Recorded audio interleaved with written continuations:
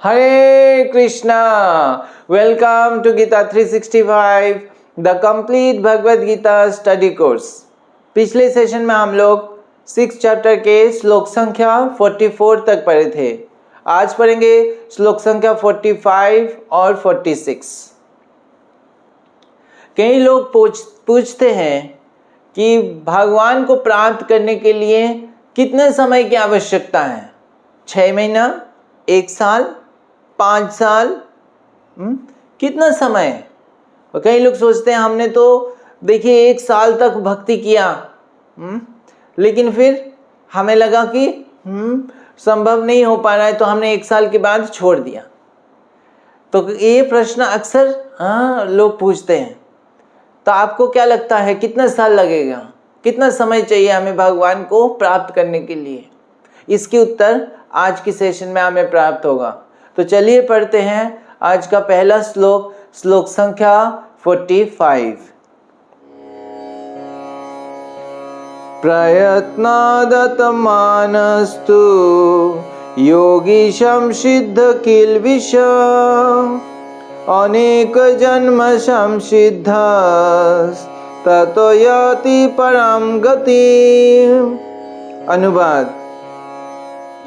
और जब योगी समस्त कल्मश से शुद्ध होकर सच्ची निष्ठा से आगे प्रगति करने का प्रयास करता है, तो अंततोगत्वा अनेक जन्म के अभ्यास के पश्चात सिद्धि लाभ करके वे परम गंतव्य को प्राप्त करता है। तो भगवान इस श्लोक में वो जो उत्तर दे रहे थे अर्जुन के प्रश्न के, वो कंटिन्यू चल रहा है। कि कौन सा प्रश्न था? कि जो योगी जन है, जो सफलता को प्राप्त नहीं कर पाते इस जीवन में, उनका अगली जीवन में क्या होता है? तो भगवान ने 2 श्रेणी का योगी का बात की है। और वो जो है कैसे घरों में जन्म लेते हैं, वो क्या है? सभ्य व्यक्ति, सदाचारी व्यक्ति, या जो है धनी परिवार में, या कि भक्तों के घर में जो है जन्म लेते हैं। तो उसके बाद उनका क्या होता है? उनका जो पिछले जीवन का जो आध्यात्मिक जीवन है, वो जीवन कंटिन्यू होता है। तो वो कंटिन्यू करते हैं। तो वो जहाँ पे पिछले जीवन में समाप्त किए थे, वहाँ से फिर आगे कंटिन्यू करते हैं। तो इस श्लोक में भगवान कह रहे हैं किस तरह से वो कंटिन्यू करते हैं।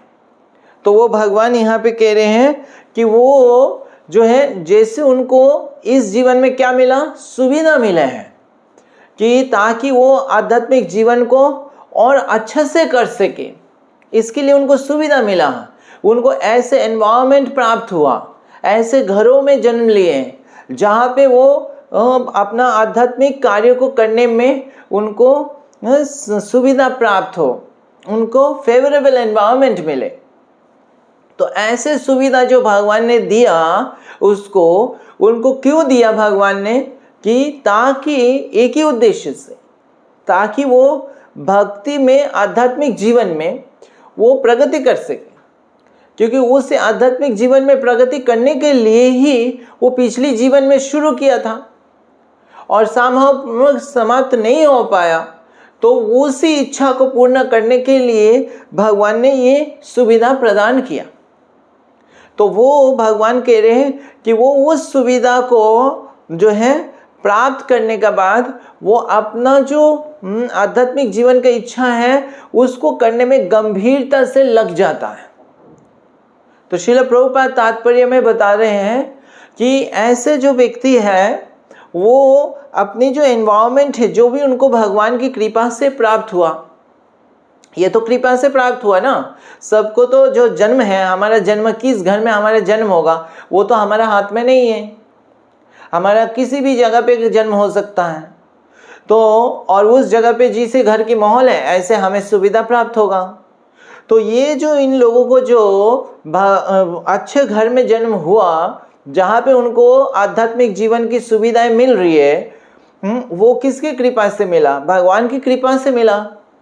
तो वो लोग जो है वो भगवान की कृपा को महसूस कर पाते, वो समझ जाते हैं कि ये जो मेरे को सुविधा मिला है, ये आध्यात्मिक जीवन में प्रगति करने के लिए बहुत सहायक है और ये बहुत बड़ा मेरे लिए मौका है, अपॉर्चुनिटी है। इस चीज़ को वो रियलाइज़ कर लेते हैं और फिर वो सोचते हैं यही टाइम है कि अब मुझे और गंभीरता से प्रगति करना है। तो फिर वो आध्यात्मिक कार्य में पूरा गंभीरता से वो लग जाते हैं और ऐसे जब लगते हैं तो फिर जो है गंभीरता से प्रगति करने लगते हैं। तो ये जो है ये हमें सीखने का चीज़ है कि हम सबको जो भी सुविधा मिली है, हम सबको, तो यहाँ पे अलग अलग टाइप के लोग हैं, सबको एक ही जैसे घर तो नहीं होगा। किसी को जो है आध्यात्मिकवादी योगी जन के घर में जन्म लिया, भक्तों के घर में जन्म लिया, कोई हो सकता है धनी घर में जन्म लिया, है ना, तो कोई हो सकता है सदाचारी घर में जन्म लिया। तो सबके घर में थोड़ा थोड़ा अंतर होगा, एक ही जैसे तो नहीं होगा। तो उसमें जो भी सिचुएशन है उसके हिसाब से कुछ ना कुछ उसके लिए क्या है, अनुकूल परिस्थिति है। भक्ति के लिए जो है आध्यात्मिक कार्य के लिए उसको अनुकूल परिस्थिति कुछ ना कुछ है। हो सकता है सारी चीज अनुकूल ना हो, लेकिन कुछ ना कुछ है। अब वो उस चीज को देखता है कि ये चीज मेरा अनुकूल है। अगर धनी घर में भी है तो वो सोचता है मुझे धन के लिए इतना चिंता नहीं करना पड़ेगा, तो मेरे को ये भगवान की कृपा प्राप्त होगी। अब मुझे इस धन को यूज़ करना है भगवान की सेवा में, और जो है भगवान को जानने के लिए अधिक अधिक मुझे किताबें खरीदनी है, मुझे मंदिर जाना है। तो बार बार वो धन को यूज़ करता है, क्या है, भगवान की भक्ति में आगे बढ़ने के लिए। अगर कोई गरीब जो है भक्तों के घर में जन्म लिया तो उसको ऑलरेडी क्या है, घर में जो है वातावरण है, जो है भगवान की जो है विग्रह होगा, पूजा के रूम होगा, तो उसी जगह पे वो क्या करेगा, अधिक से अधिक उसका लाभ उठाएगा। तो उसके अलग अलग सिचुएशन है, लेकिन उसमें भक्ति के लिए क्या क्या चीज़ अनुकूल है उसको वो देख लेता है और उस चीज़ का वो पूरा यूटिलाइज करता है अपनी भक्ति में आगे बढ़ने के लिए। तो ये जो है ये एक भक्त का जो है सिंसियर भक्त का लक्षण है। वो अपना परिस्थिति को ऐसे नहीं सोचता है कि देखो मेरा, अगर मान लीजिए वो गरीब घर में जन्म लिया, कि देखो मेरा गरीब है, मेरा घर पिता गरीब है, उसका जो हो कितना धनी है, उसके लिए आसान है, मेरे लिए कठिन है, ऐसे नहीं सोचता। वो सोचता है कि देखो मेरे लिए कितना सुविधा है, मुझे भगवान की कथा सुनने के लिए, भगवान की सेवा को करने के लिए मेरे पास कितनी सुविधा है, और उन सुविधा को मैं पूरा तरह से यूटिलाइज करूं, क्योंकि इसी जीवन में ये मौका मिला मुझे। और वो देखता है बाकी कितने लोगों को ये मौका नहीं है, तो मौका नहीं है तो वो अपने आप को क्या सोचता है, अपने आप को भाग्यशाली सोचता है कि ये भाग्यशाली, मैं भाग्यशाली हूँ, और मेरे भाग्य किसने दिया, भगवान ने दिया है। तो भगवान ने मुझे ये भाग्य दिया, तो इसका मैं पूरा यूज करूँ, इसको वेस्ट नहीं करूँ। तो उसको अवहेला नहीं करता है और उस सिचुएशन को वो पूरा जो है भगवान की कृपा समझ के उसको पूरा तरह से अपना आध्यात्मिक कार्य में प्रगति करने के लिए लगाता है। तो ऐसा जो लोग करते हैं वो क्या करते हैं, वो होता है वो प्रगति करते हैं। अदरवाइज वो अगर दूसरा तरह से सोचे कि अब तो धन है मेरे पास, तो अब मैं भोग करूं, भौतिक सुख भोग कर लूं, तो ऐसे करेगा तो क्या होगा, उसके आध्यात्मिक जो जर्नी है वो वहां पे स्थगित हो जाएगा और वो आगे नहीं बढ़ पाएगा। उसी तरह अगर वो गरीब घर में, वो जो है भक्तों के घर में, लेकिन वो सोचता है मेरे को और धन चाहिए, मैं भी धनी बनना चाहता हूँ, और फिर वो अपना जो सुविधा मिला उसका वो यूज़ ना करके वो क्या है, वो दूसरे का पास क्या है वो प्राप्त करने में लग जाता है, तो उसके समय और उसकी जो सुविधा है उसका कोई फायदा नहीं हुआ, कुछ लाभ नहीं हुआ। तो जो बुद्धिमान है वो क्या करता है, भगवान ने जो दिया उसको, एक सुविधा दिया, उसको देख पाता है ये बहुत महत्वपूर्ण है कि वो फील कर पाता है, देख पाता है भगवान ने मुझे अपनी भक्ति के लिए कितना सुविधा दिया है, और फिर उसका पूरा कदर करता है और वो बहुत अच्छे से आगे बढ़ता है। तो एक भजन में ये सुंदर गीत सुंदर बताया गया है कि भजो हुए मन श्री नंद नंदन अभय चरणारविंदरी। हे मन, मन को कह रहे हैं, हे मन तुम जो है भजन करो, किसका? श्री नंद नंदन का भजन करो। तुम बहुत सारे कार्य कर रहे हो इधर उधर के, लेकिन असली कार्य क्या करना है? तुम्हें भगवान की भजन करना है, नंद नंदन कृष्ण की भजन करना है, उसको तुम करो। क्यों? क्योंकि दुर्लभ मानव जन्म, तुम्हें ये जो मानव जन्म मिला है बहुत दुर्लभ मिला है, बहुत मुश्किल से मिला है, ये मिलता नहीं है, बहुत मुश्किल से तुम्हें मिला है। और इस जीवन में तुम भगवान को प्राप्त कर सकते हो। तुम्हारे पास कितना बड़ा धन है, अभी कितना बड़ा मौका है, ये तुम जो है समझ नहीं रहे हो, ये सबको नहीं मिलता है। तो इसीलिए तुम क्या करो, इस दुर्लभ मानव जन्म को सफल करो। कैसे? तुम सत्संग में तरह भव सिंधुरे, दुर्लभ मानव जन्म सत्संगे तरह भव सिंधुरे। इस मानव जन्म जो तुम्हें मिला, भगवान ने तुमको ये शरीर दिया, इतना सुंदर शरीर जिसमें तुम भगवान की भजन कर सकते हो। इस शरीर को तुम इधर उधर के कार्य में नहीं लगाओ, पशु जैसे कार्य में नहीं लगाओ। तुम सत्संग में जाके साधुओं का, भक्तों के संग में तुम इस जीवन को सफल करो और ये भव सागर, जन्म मृत्यु की जो सागर है उसको पार कर जाओ। तो उसी प्रकार जो सिंसियर है, गंभीर है, वो अपनी जो सिचुएशन है उसको देख पाता है कि उसके पास कितना मौका है इस भगवान की भक्ति में आगे बढ़ने के लिए, और फिर वो पूरा गंभीरता से वो प्रयास करता रहता है, उसी को अपना जीवन का लक्ष्य बनाता है। प्रभुपाद लिखते हैं तात्पर्य में कि वो पूरा डिटर्मिनेशन के साथ, दृढ़ता के साथ वो सोचता है ये जीवन में मुझे सफलता को प्राप्त कर लेनी है, क्योंकि ये ऐसा मौका फिर कब मिले या ना मिले, इसी को हमें पूरा तरह से सफलता की ओर लेके जाना है। और वो ही जैसे 2 श्लोक पहले प्रभुपाद बता रहे थे कि जड़ भरत का बारे में, कि जो भरत महाराज थे, वो भरत महाराज का पतन हो गया था हिरण के प्रति आसक्ति होने के कारण। तो उसके बाद अगले जीवन में वो हिरण बने, और उसके अगले जीवन में क्या है, वो ब्राह्मण के घर में जन्म लिए। लेकिन जब वो तीसरे जन्म में जब वो ब्राह्मण के घर में जन्म लिए, तो वो समझ गए कि अब मुझे ये जो सुविधा मिला है, ये फिर कब मिले ना मिले, इसी जीवन में मुझे पूरा करना है। मेरा जो आध्यात्मिक जीवन का जर्नी पूरा करना है, भगवान को प्राप्त करके भगवान के पास लौट जाना है। और उसके लिए कई सारे बाधाएं भी हो सकता है, पर मेरे पास ये सुविधा है, मैं ब्राह्मण का घर में हूँ, जन्म लिया, और मैं जो है अब मेरा एकमात्र कार्य भगवान की भक्ति में आगे बढ़ना। तो वो जब उनकी और भाई लोग थे, वो जमीन और धन संपत्ति के प्रति आकर्षित थे, और वो सोच रहे थे कैसे बंटवारा करें, किसके पास ज़्यादा जाएगा, किसके पास कम जाएगा। तो जड़ भरत उसमें रुचि नहीं रखते थे। तो लोग जो है, उनके भाई लोग क्या कर रहे थे, उनको ठगा दिया कि उनको कम दे दिया, धन संपत्ति उसके नाम पे कम कर दिया। बाकी लोग उससे कुछ ना कुछ बोल के, कुछ ना छल करके उनसे ज़्यादा चीज़ें ले ली। लेकिन जड़ भरत सब समझते हैं, ऐसे नहीं कि वो नहीं समझते, वो समझ रहे थे सब कुछ, लेकिन वो सोचते ये सब चीज़ों में मैं समय क्यों बर्बाद करूं, उनको लेने दो, जो चाहते वो लेने दो, मुझे तो भगवान की भक्ति करनी है।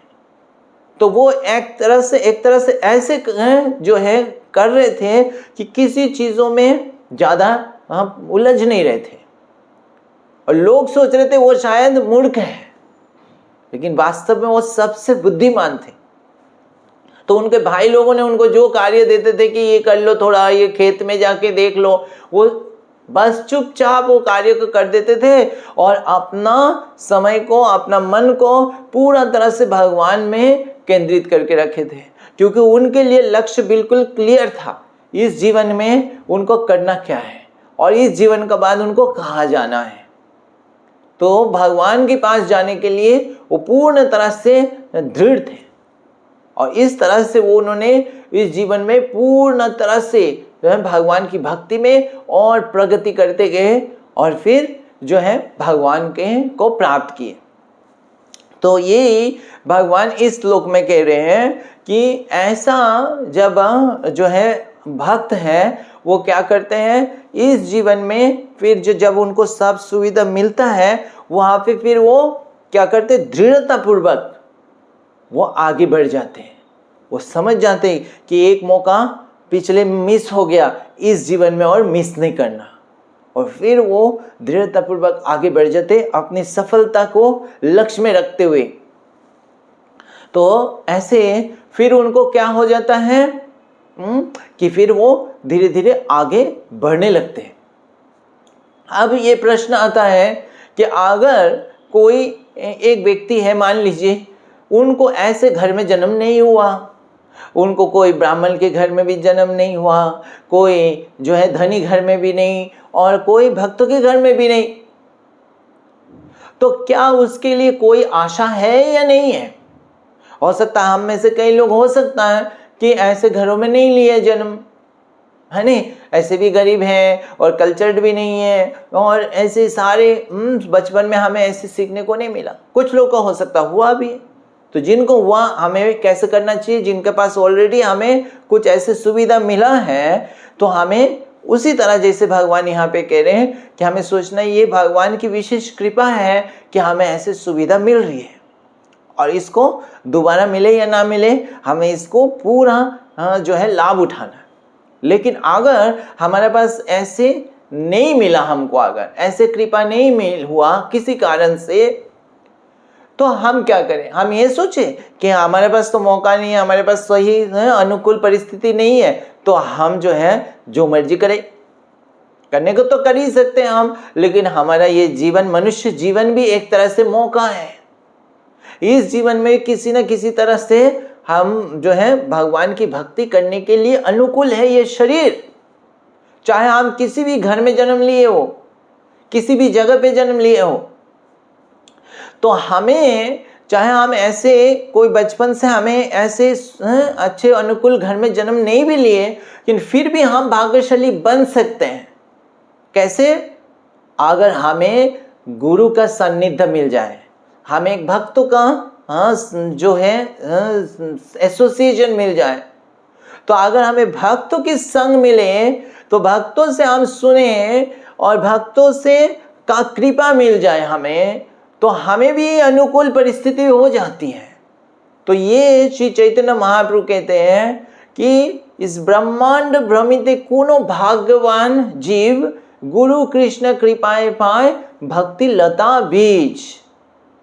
तो उसको ब्रह्मांड में भ्रमण कर रहे हैं हम लोग सब असंख्य जीव, कभी स्वर्ग लोक, कभी पाताल, कभी यहाँ अलग अलग लोकों में, अलग अलग स्पीशीज में हम घूम रहे, कभी पक्षी कभी पशु ऐसे। लेकिन कोई भाग्यवान जीव है जिसको भक्ति का बीज मिलता है। कौन देता है उनको भक्ति के बीज? उनको भगवान की कृपा से या और गुरु की कृपा से भक्तों के द्वारा उनको वो बीज मिल जाता है। वो उनको बताते हैं कैसे इस जीवन में भक्ति करनी है। तो जो लोग अपने ऐसे घरों में, भक्तों के घर में जन्म लेते हैं, उनको तो बचपन में ही उनके पेरेंट्स उनको सिखा देता है। लेकिन जो ऐसे घर में नहीं लिया, वो थोड़े से भी जैसे उनको मौका कहीं मिल जाता है, कोई गुरु के या कोई चाहे स्कूल में हो, चाहे कॉलेज में हो, चाहे कभी मंदिर में विजिट किया हो, उनको कोई भक्त जैसे उनको मौका मिलता है, कोई भक्त के द्वारा उनको भक्ति का बीज मिल जाता है, तो वो भी भाग्यशाली है। उनको भी ये जो चीज़ें मिल गया वो सबको नहीं मिला है। तो हमको अगर ये भक्ति के बारे में हमें पता चला श्रील प्रभुपाद की कृपा से, तो हम सब के पास भक्ति के बीज हैं। और चैतन्य महाप्रभु कहते हैं वो भाग्यशाली है। तो अगर हम भाग्यशाली समझते हैं तो हमें क्या करना चाहिए, जैसे प्रभुपाद कह रहे हैं, ये जो भक्त लोग क्या करते हैं, वो दृढ़तापूर्वक खुशी से, उत्साह से कि हमें ये मौका मिला है और इसी जीवन में इसको पूर्ण करना है। तो फिर हम सब भी भाग्यशाली हैं जिनको ये भक्ति का बीज मिला। तो हमें अपना भी जीवन को क्या करना है, सफल करना है इसी जीवन में, और हमें दूसरे को भी भाग्य देना है। जिनको मान लीजिए वो भाग्य नहीं है तो हम जाके उनको दे सकते हैं। तो इस तरह से हमारे ऊपर एक जिम्मेदारी भी है और हम दूसरे के जीवन को बदल सकते हैं। हम दूसरों को ये मौका दे सकते हैं जिनको हो सकता है बचपन में पेरेंट्स के द्वारा नहीं मिला। ठीक है, तो अब ये प्रश्न आता है कि हमें अगर भक्ति कर रहे हैं, हम भगवान को प्राप्त करने के लिए नियमों का पालन कर रहे हैं, तो हमें कितना समय लगेगा भगवान को प्राप्त करने में, प्रगति करने में कितना समय लगेगा, और प्रगति करके सफलता तक पहुंचने में कितने समय लगेगा। तो भगवान इसके उत्तर इस श्लोक में दे रहे हैं कि जब वो प्रगति करता रहता है इस तरह से, अगली जीवन में आके सुविधा को देख के उसको पूरा दृढ़तापूर्वक वो प्रगति करता है, तो धीरे धीरे उसका क्या होता है, जो भौतिक कल्मश है, वो सारे जो दूषित चेतना है वो धीरे धीरे क्या होने लगता है, शुद्ध होने लगता है। और जब शुद्ध होते जाता है तो जब वो पूर्ण तरह से शुद्ध हो जाता है, और उसके लिए हो सकता है उसको अनेक जन्म लग जाए। वो इस जीवन में कुछ, पिछले जीवन में कुछ किया था, प्रगति किया, फिर उसने इस जीवन प्राप्त हुआ, अब इस जीवन में वो थोड़ा सा और प्रगति करेगा, हो सकता है इस जीवन में भी पूरा नहीं हुआ, फिर अगली जीवन में, फिर अगली जीवन में, ऐसे करके अनेक जीवन उसको लग सकता है। कोई ऐसा फिक्स्ड नहीं है कि एक ही जीवन में प्राप्त हो जाएगा या 10 साल लगेंगे, ऐसा कोई फिक्स्ड टाइम नहीं है। क्या है कि मेन पॉइंट क्या है कि उसको पूर्ण तरह से शुद्ध होना है।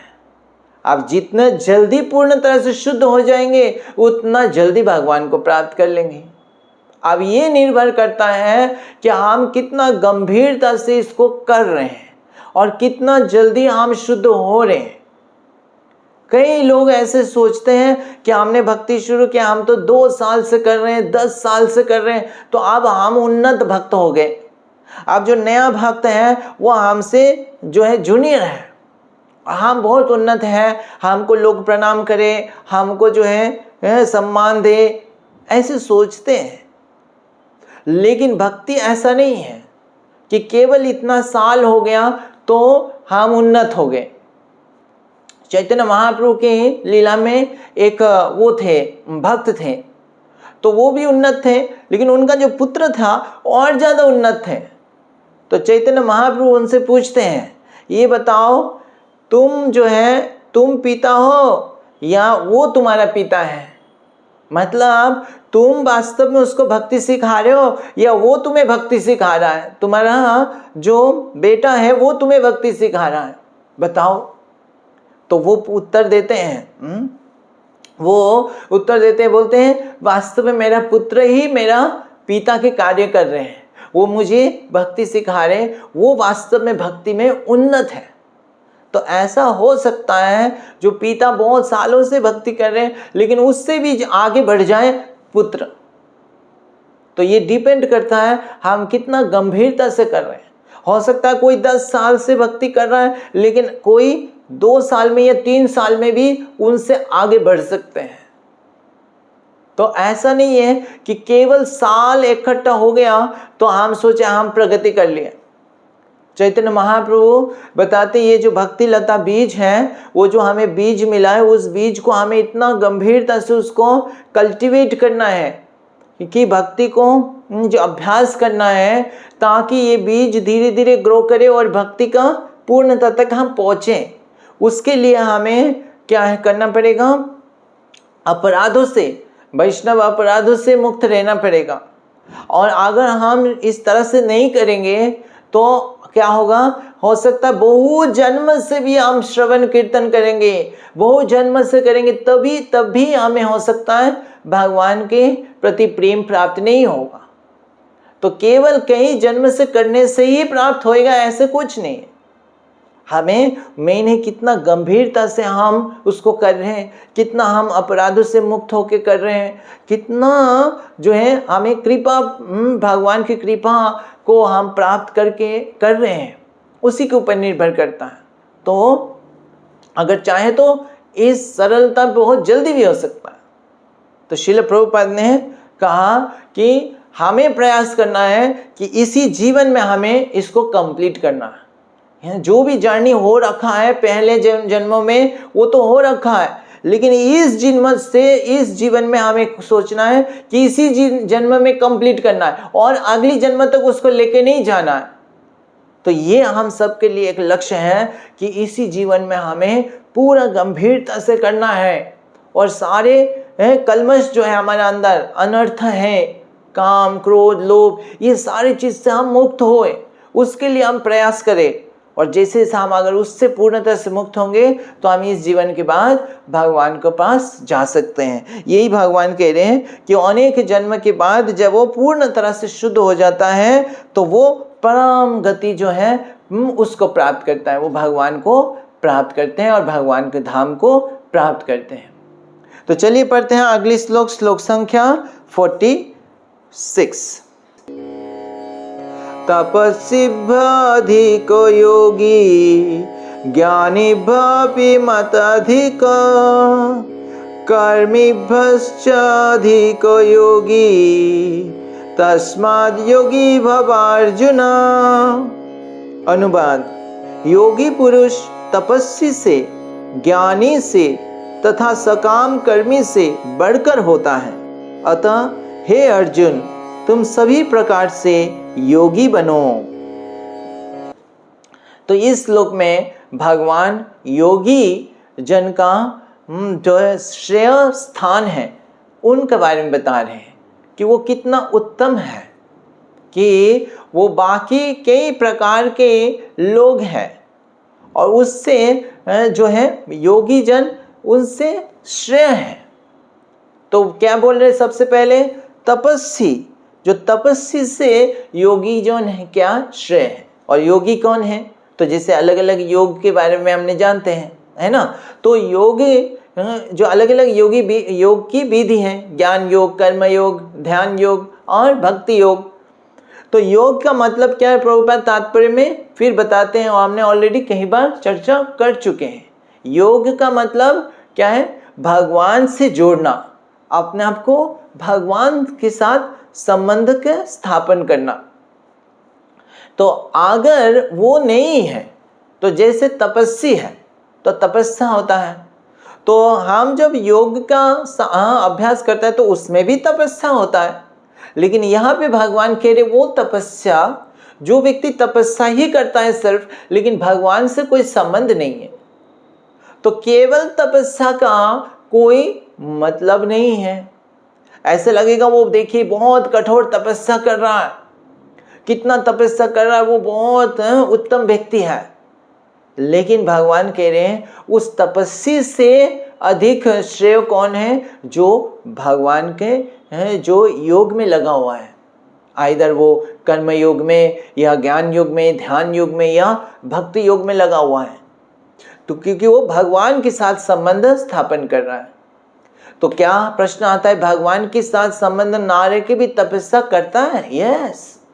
कई लोग सिर्फ अपना जो है सिद्धि प्राप्त करने के लिए, शक्ति प्राप्त करने के लिए, लोगों को दिखाने के लिए, लोगों से धन लेने के लिए तपस्या करते हैं। जैसे हिरण्यकशिपु, वो कैसे तपस्या कर रहे थे?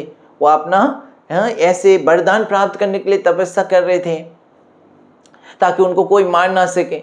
तो उस तपस्या का कोई फल नहीं है। तो ऐसे तपस्वी से श्रेय कर क्या है? जो योगी जन है। फिर आगे भगवान कहते हैं जो ज्ञानी से भी श्रेय है योगी। अब ज्ञानी कौन सा? जो ज्ञान योग है उसके बात नहीं कर रहे, जो केवल ज्ञान को रखते हैं, जिनको भगवान से संबंध नहीं है लेकिन सिर्फ ज्ञान का प्रदर्शन करते हैं। तो ऐसे कई लोग हैं जो सारे शास्त्र के ज्ञान रख लेते हैं और तरह तरह की ज्ञान उनके में है, लेकिन उनको भगवान के प्रति कोई रुचि नहीं है। वो भगवान को मानते भी नहीं है, ऐसे भी है। तो एक बार एक व्यक्ति श्रील प्रभुपाद से मिले थे और श्रील प्रभुपाद के शिष्य ने बताया कि ये देखिए व्यक्ति सज्जन व्यक्ति है और इनको भगवत गीता का सारे श्लोक याद है। तो प्रभुपाद बोले बहुत अच्छा है, तो आपको सारे श्लोक याद है? बोला हाँ। तो 700 श्लोक उन्होंने कंठस्थ कर लिया। तो फिर प्रभुपाद ने बताया, पूछा कौन सा श्लोक जो है, कितने श्लोक उसमें से जो अपने जीवन में आपने उतारा है? तो वो व्यक्ति कुछ नहीं बोल पाया। तो प्रभुपाद कहते हैं कि वो तो अच्छी बात है याद करना, लेकिन उससे भी अच्छी बात क्या है, अगर एक भी श्लोक जो है हम अपनी जीवन में इम्प्लीमेंट करें। तो उसी तरह केवल हम शास्त्र के ज्ञान हो, लेकिन हम अगर भगवान से हमारा कोई संबंध नहीं बना रहे हैं और भगवान के साथ संबंध बनाने का कोई कार्य में नहीं लगा है, तो वो सारे ज्ञान, ऐसे ज्ञानी होने से कोई लाभ नहीं है। तो ऐसे ज्ञानी से श्रेष्ठ क्या है? योगी। और फिर आगे भगवान कह रहे हैं क्या? कर्मी हैं। तो ऐसे बहुत सारे कर्मी लोग हैं जो सकाम कर्मी हैं, जिसे ऑफिस में भी इतना हार्ड वर्क करते हैं। तो कोई लोग देख के आश्चर्य हो जाते, इंप्रेस हो जाते कि इतना मेहनत करते हैं। मेहनती व्यक्ति को सबको पसंद आता है जो मेहनत कर रहे।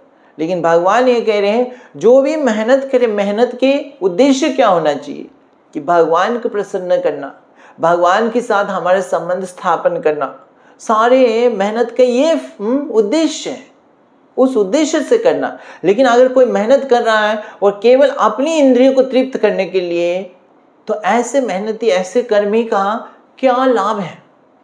तो भगवान कह रहे हैं ऐसे कर्मी जनों से भी श्रेय क्या है? योगी जन है।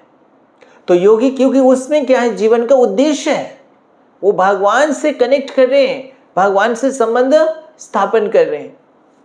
तो ऐसे योगी जन, योगी जो है, उनका स्थान कर्मी से, ज्ञानी से, तपस्वी से श्रेय है। और इसलिए भगवान कह रहे हैं अर्जुन तुम योगी बनो, तुम्हें योग के लिए कार्य करना है। ठीक है? तो इस तरह से भगवान कह रहे हैं कि जो भी हम करें, कार्य कर रहे, इस जीवन का उद्देश्य क्या है? योग में स्थित होके हम कार्य करें, ताकि जो लक्ष्य है भगवान, वो हम इस जीवन में प्राप्त कर सकें। ठीक है? तो आज हम यहाँ पे विराम देते हैं। अगली सेशन में हम पढ़ेंगे श्लोक संख्या 47। वो एक ही श्लोक है, वो इस अध्याय का अंतिम श्लोक है, तो हम वो अगली सेशन में करेंगे। तो आज यहाँ पे विराम देते हैं। हरे कृष्णा। ग्रंथराज श्रीमद् भगवद गीता की जय। जगत गुरु श्रील प्रभुपाद की जय।